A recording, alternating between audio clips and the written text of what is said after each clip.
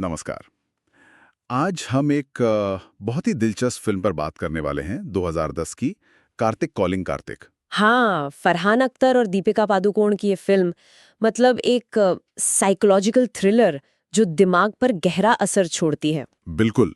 और हमारे पास ना इस फिल्म के विश्लेषण और इसके पीछे के मनोविज्ञान से जुड़े कुछ जरूरी पॉइंट्स हैं। तो कोशिश रहेगी कि हम कहानी की परतें खोलें, किरदारों को समझें। हाँ, और देखें कि कैसे इंसान का मन मतलब कितनी जटिल चीज है, कैसे वो हमें बना भी सकता है और उलझा भी। सही कहा। चलिए तो फिर इस कहानी के मनोविज्ञान में उतरते हैं। बिल्कुल। ये सिर्फ एक सस्पेंस कहानी नहीं है, ये असल में खुद को खोजने की कहानी है। मानसिक स्वास्थ्य की जो चुनौतियां होती हैं और खासतौर पर बचपन के जो घाव होते हैं उनका असर ये दिखाती है कि हमारी असली लड़ाई तो कई बार खुद से ही होती है। तो फिल्म शुरू होती है कार्तिक नारायण से। ओह, शुरू में कार्तिक को देखकर तो मतलब तरस आता है। हाँ, बहुत ज्यादा शर्मीला, दबा दबा सा, आत्मविश्वास तो जैसे है ही नहीं। बिल्कुल, जिंदगी बिल्कुल एक ढर्रे पर। सुबह उठो, ऑफिस जाओ, बॉस की डांट खाओ। मिस्टर कामत। हाँ, हाँ। मिस्टर कामत। और ऑफिस वाले तो जैसे वो है ही नहीं, ऐसे नजरअंदाज करते हैं। और शालिनी, जिससे वो मनी मन प्यार करता है। दीपिका पादुकोण का किरदार। हाँ, वो तो उसे देखती तक नहीं। और घर पर भी वही अकेलापन, फ्लैट साफ है पर उसमें जान नहीं है। बिल्कुल बेजान सा। और वो डायरी लिखता है रोज, अपने डर, अपनी फ्रस्ट्रेशन, अपने सपने, सब कुछ। हाँ, वो एक लाइन है ना फिल्म में, मैं कार्तिक नारायण एकदम अकेला हूँ। ओहा, वो लाइन सब कुछ कह लेती है। बिल्कुल। ये जो शुरू के सीन्स है ना, ये बहुत जरूरी हैं। ये कार्तिक के अंदर जो वो लो सेल्फ वर्थ है, उसका गहरा अकेलापन और शायद एक तरह का दबा हुआ डिप्रेशन भी उसकी नींव रखते हैं। सही। उसकी वो बोरिंग सी जिंदगी, ऑफिस का माहौल, ये सब उसके अंदर जो चल रहा है ना उसे दिखाता है। और वो डायरी लिखना, वो क्या है? वो शायद उसके लिए एक तरीका है अपनी भावनाओं को बाहर निकालने का, शायद थोड़ा कंट्रोल पाने का। लेकिन ये भी दिखाता है कि वो अपनी पहचान खोज रहा है, वो खुद को इतना बेकार क्यों समझता है। और ये घुटन इतनी बढ़ जाती है कि मतलब एक रात वो बिल्कुल टूट जाता है। हाँ, ऑफिस में बेइज्जती के बाद। हाँ, उसे लगता है सब खत्म, और वो एक बहुत ही मतलब खतरनाक कदम उठाने का सोच लेता है। वो सीन बहुत तनाव वाला है। बहुत ज्यादा। लेकिन तभी बिल्कुल ऐन मौके पर फोन बजता है। क्या टाइमिंग है। कमाल की।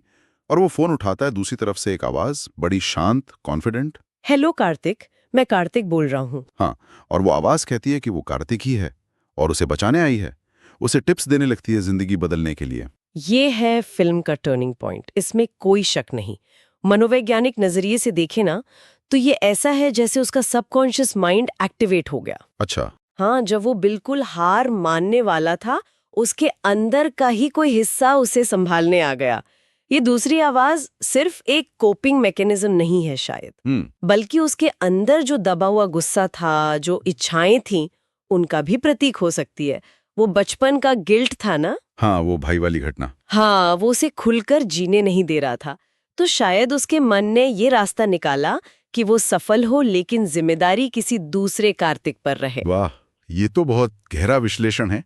और वाकई इन कॉल्स के बाद तो कार्तिक बदल ही जाता है। बिल्कुल काया पलट। हाँ, एकदम कॉन्फिडेंट, चलने का स्टाइल, कपड़े, सब बदल जाता है। ऑफिस में बॉस को जवाब देता है, प्रमोशन मिलता है। और शालिनी से बात करता है। हाँ, फिर सबसे बड़ी बात, और शालिनी भी इम्प्रेस होती है उसके इस नए रूप से। उनमें प्यार हो जाता है। वो गाना उफ तेरी यादा इसी बदलाव को दिखाता है। बिल्कुल।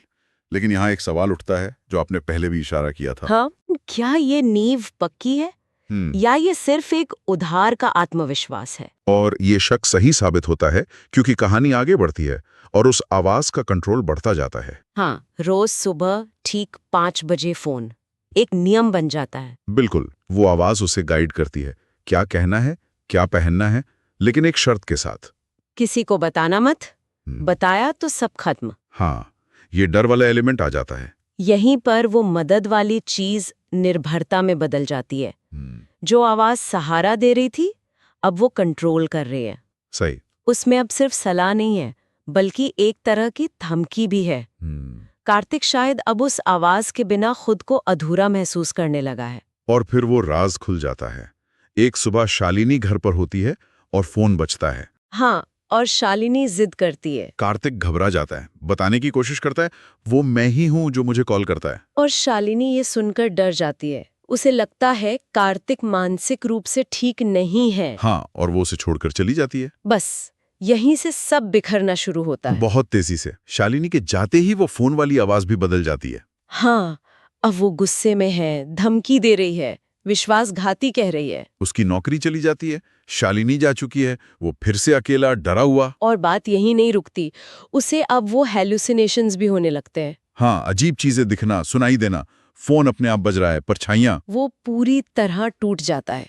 उसका बनाया हुआ वो जो कंट्रोल का भ्रम था ना, वो शीशे की तरह टूट जाता है। जैसे ही असलियत सामने आती है, उसका दिमागी संतुलन बिगड़ जाता है। और फिर वो गुस्से में फोन तोड़कर शहर से भाग जाता है। यहाँ फिल्म पूरी तरह से एक साइकोलॉजिकल थ्रिलर बन जाती है।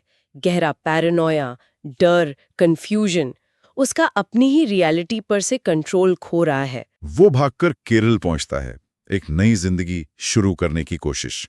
नया शहर, नया काम। और सबसे जरूरी, कोई लैंडलाइन फोन नहीं। वो खुद से कहता है, अब कभी लैंडलाइन नहीं लूंगा। कुछ वक्त शांति रहती भी है। हाँ, पर कब तक? एक रात लाइट चली जाती है और अंधेरे में फोन बजता है। ओह, वही आवाज। हाँ, हेलो कार्तिक, मैं कार्तिक बोल रहा हूँ। कार्तिक के तो होश उड़ जाते हैं। उसे समझ आ जाता है कि वो भाग नहीं सकता। बिल्कुल, ये आवाज बाहर नहीं, उसके अंदर है। वो चीखता है, कौन हो तुम, क्या चाहते हो? इस घटना के बाद उसे एहसास होता है कि उसे मदद चाहिए। हाँ, और वो हिम्मत करके साइकियाट्रिस्ट के पास जाता है। और यहीं खुलता है फिल्म का सबसे बड़ा राज। बिल्कुल, डॉक्टर उसे समझाते हैं कि उसे सिजोफ्रेनिया है। फिल्म यही शब्द इस्तेमाल करती है जैसा हमारे स्रोत बताते हैं। सिजोफ्रेनिया मतलब ये एक गंभीर मानसिक स्थिति है जिसमें इंसान का वास्तविकता से संपर्क थोड़ा टूट जाता है। उसे मति भ्रम हो सकते हैं, मतलब ऐसी चीजें दिखना या सुनना जो है नहीं। डॉक्टर बताते हैं कि वो जो कॉल्स थीं वो कभी असली थी ही नहीं, वो सब उसके दिमाग की उपज थीं, जिन्हें कहते हैं ऑडिटरी हेलुसिनेशंस। यानी वो आवाजें सुन रहा था जो थी नहीं, वो खुद से बात कर रहा था। हाँ बिल्कुल, उसका दिमाग ही वो आवाजें पैदा कर रहा था और उसे लग रहा था कि कोई और बोल रहा है। लेकिन क्यों? इसकी वजह क्या थी? वजह थी बचपन का एक गहरा सदमा, ट्रॉमा। वो भाई वाली घटना? हाँ, फ्लैशबैक में दिखाते हैं कि बचपन में झगड़े में अनजाने में कार्तिक अपने भाई की मौत का कारण बना था और घरवालों ने उसे दोषी ठहराया। वो गहरा अपराध बोध, वो अकेलापन, वो खुद को कमजोर महसूस करना, इन सब से निपटने के लिए उसके दिमाग ने अनजाने में एक रास्ता बनाया। कैसा रास्ता? उसने अपने अंदर ही एक दूसरा कार्तिक बना लिया, एक मजबूत, कॉन्फिडेंट कार्तिक, एक तरह का काल्पनिक रक्षक जो उसे सलाह देता था, हिम्मत देता था। लेकिन धीरे धीरे वो काल्पनिक हिस्सा इतना हावी हो गया कि उसने कार्तिक की असली पहचान को ही दबा दिया। ये जानना तो कार्तिक के लिए बहुत मुश्किल रहा होगा कि वो आवाज कोई और नहीं, वो खुद ही था। बिल्कुल, लेकिन वो इस सच्चाई का सामना करता है, इलाज शुरू करता है, दवाइयाँ, थेरेपी। और धीरे धीरे वो कॉल्स बंद हो जाती हैं। हाँ, और सबसे अहम बात, वो अपने अंदर की इन आवाजों को, अपने डर को, उस अपराध बोध को पहचानना और संभालना सीखता है। फिर कुछ महीनों बाद शालिनी वापस आती है। और इस बार का कार्तिक अलग है, शांत है, स्थिर है, और उसके चेहरे पर जो आत्मविश्वास है वो उसका अपना है, किसी कॉल पे डिपेंडेंट नहीं। बिल्कुल। और वो शालिनी से कहता है, अब कोई कॉल नहीं आता शालिनी, क्योंकि अब मैं खुद को सुन सकता हूँ। कितना पावरफुल मोमेंट है वो। बहुत ज्यादा। और फिल्म का अंत भी बड़ा सुकून देता है। कैमरा उस शांत फोन पर जूम करता है, कोई घंटी नहीं, बस खामोशी। हाँ, ये एंडिंग जो है ना, वो मेंटल हीलिंग और सेल्फ एक्सेप्टेंस के महत्व को बहुत अच्छे से दिखाती है। कार्तिक समझ जाता है कि वो आवाज कोई बाहरी दुश्मन नहीं थी, वो उसी का एक जख्मी हिस्सा थी जिसे उसके दर्द ने पैदा किया था। सही। असली शांति और कॉन्फिडेंस किसी बाहरी चीज से नहीं, बल्कि खुद को समझने और स्वीकार करने से आता है, अपनी कमजोरियों और ताकतों के साथ। तो इस पूरे कहानी और विश्लेषण से अगर हम मुख्य बातें निकालें, फिल्म में कुछ सिंबल्स भी हैं। हाँ, जैसे वो फोन कॉल्स, क्या वो सिर्फ उसकी अंदरूनी आवाजें हैं या उसके मतभ्रम, या शायद उसके सबकॉन्शियस के पुकार, और फिर दो कार्तिक का होना। हाँ, एक उसका असल डरा हुआ रूप और दूसरा वो कॉन्फिडेंट पर काल्पनिक, जो शायद सिजोफ्रेनिया के लक्षण दिखाता है। और वो फोन खुद, क्या वो उसके कॉन्शियस और सबकॉन्शियस माइंड के बीच का एक ब्रिज है? कह सकते हैं।